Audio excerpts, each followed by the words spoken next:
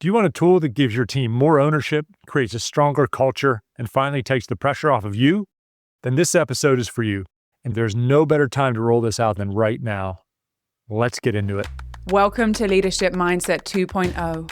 Practical neuroscience and psychology to transform you from a tactical doer into a strategic leader. Here is your host, former social entrepreneur of the year and coach to some of the world's top executives, R. Michael Anderson. Your team doesn't need any more KPIs. They don't need more objectives. They may not even need more accountability. What they need is a New Year's resolution. I'm going to tell you what you can give your team to get them really moving in a strong, powerful direction that's going to take pressure off of you and get your team, your company, everybody to the next level. And this follows on from the podcast that you just listened to about identities. Because a couple days ago, I recorded that podcast, and then I had a coaching session with a C-level leader yesterday. And we talked about, for her team, this is the ideal time to create, I didn't call it then, but what I'm calling it now is a New Year's resolution for your team. Now, what do I mean by that?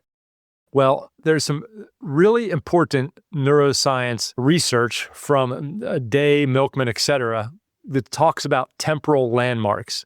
And this means that when something changes, like the year changes, you can shift the brain into the past and then the future. And what the brain really likes to do is latch on to something positive in the future to be a part of.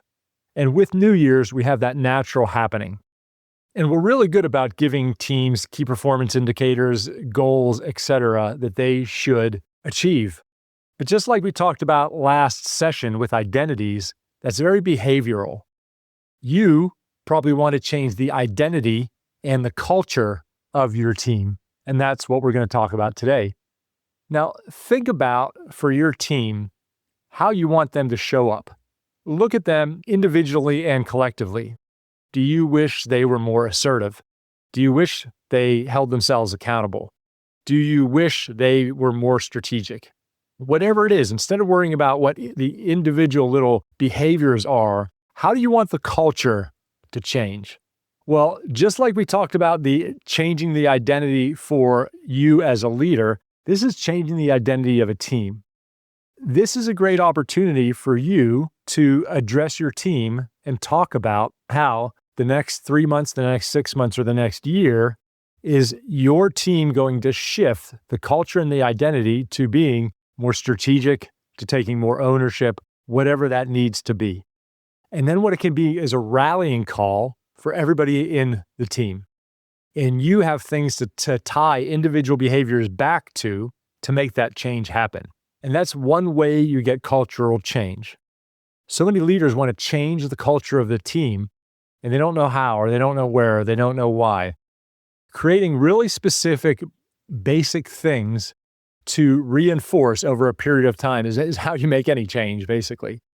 So what I want you to think about is, what's the number one change your team could go through to really move the needle, to make your life easier and better, to make them more effective, and to help them grow as people and leaders as well.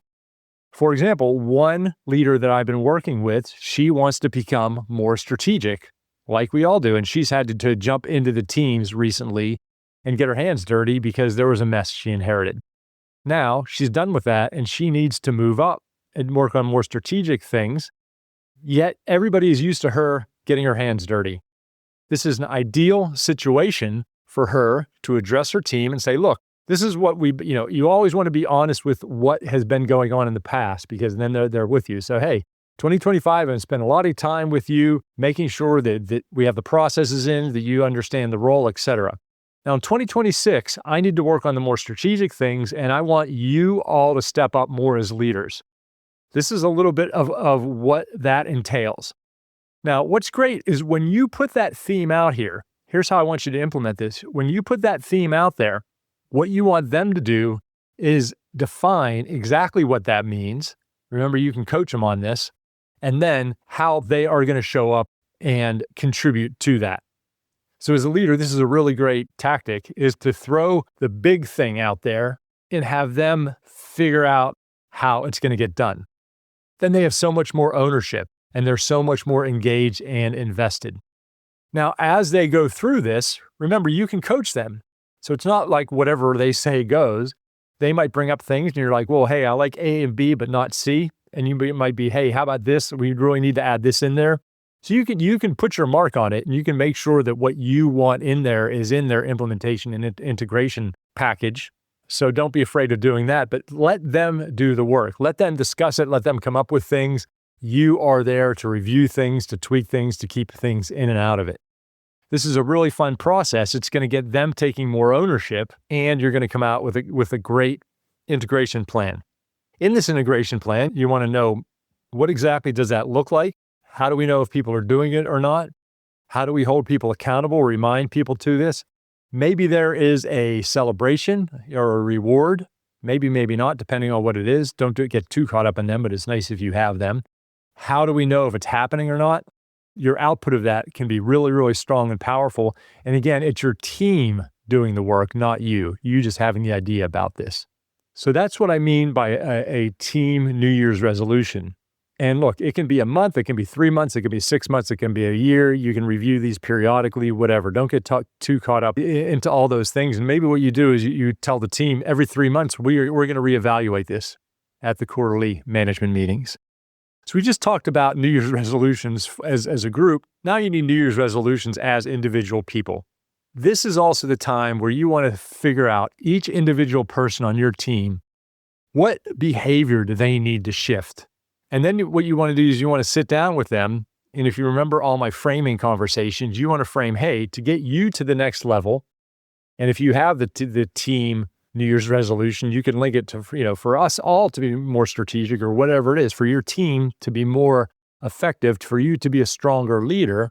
This is what we are going to work on with you, and do the exact same process with each individual person on your team, and have them do it with each individual person on their team. I told you everything that I teach you can be used on yourself, can be used on your team, can be used on individual people. And this is how that goes, because it's all psychology, it's all leadership, it's all a little bit of management as well. A lot of times in leadership, we may get caught up into, hey, this is a difficult conversation. I don't know if they're going to want to hear, they need to be more strategic.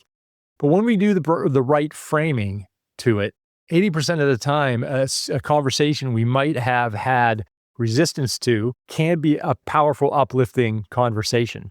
And how great is it to sit down with your right-hand person on December, what is it, 5th or 6th or whatever it is, and say, hey, I'm really excited for this next year, and I really want you to reach the next level. First of all, I would ask them, what do you feel? What's the one thing that you need to work on over the next 3 to 6 months to make you an even better performer, leader, etc.?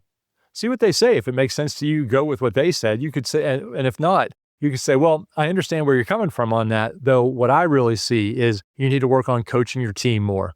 You need to work on, some of your admin, getting your admin on time, because it's really holding other things back and it's making you not look good in front of some of the other departments. And then you get agreement with them, and then talk about that, and then remind them of that every week. How are you doing on this? Are you stepping up into this? Always give these things a specific name, because again, psychologically, when you can give it a name, your brain easily connects to it. You can reinforce and remind people about it, and it's much more tangible. All right, leaders, we talked about your identity. Step into your identity. Think about your team's New Year's Eve resolutions, and then what is really going to move the needle on each of your individual teams. This is fun, leaders. You can make these easy conversations. Just remember, let them do the work. They're going to come up with great ideas. You're there to coach them. I know you're going to do great. You got this. That's it for today's episode. Remember, information without application is just entertainment. If you want to apply these neuroscience principles live with me in a group of high-level peers, come join us inside the Growth Leaders Collective.